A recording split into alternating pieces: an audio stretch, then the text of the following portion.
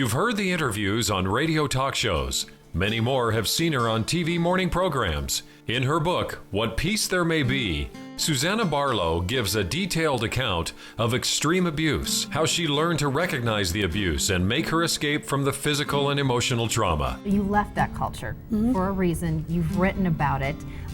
Tell me a little bit about what people don't realize about it. What pushed you over the edge to leave?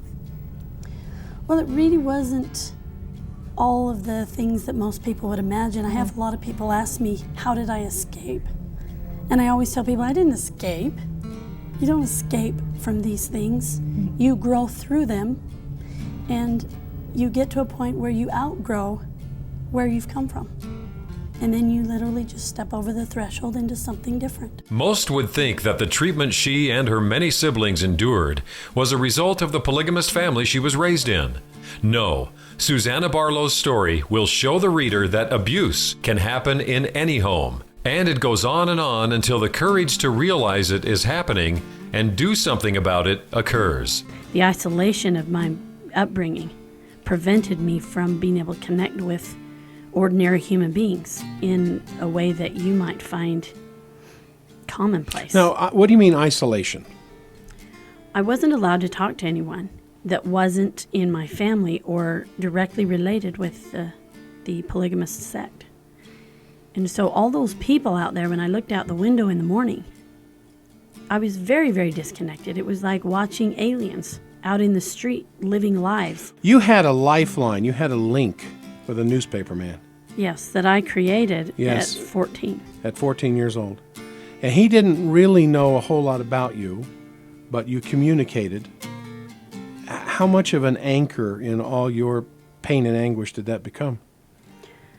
It became the anchor, I believe, and I'm not quite sure that I wouldn't have ended up committing suicide had he not been there. You say at the end of the book, this is about polygamy, but not against polygamy. Right. What do you mean?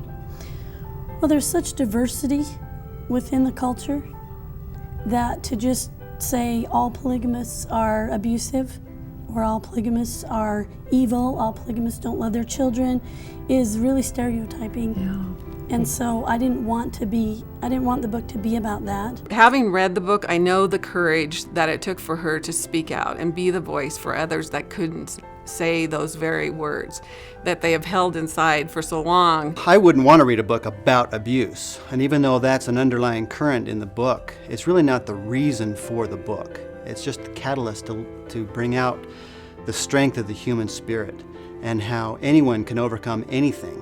I would recommend it because I think everyone is trying to find validation for who they are and that they are important in this world. It's written very poetically. The language just flows, and I have never read a book that flows that fluently. This book brings that message across that everyone counts and everyone matters, and that you can make it through anything. Second of all, why would I want to read it again even, is because of how much strength I derive from it and how I can see other people deriving strength from it. I think this book should be in everybody's home.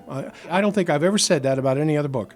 Well, thank you. Because it revealed in me some aspects of my life that were uncomfortable. The true power of any kind of art is to allow us to touch the truth in ourselves.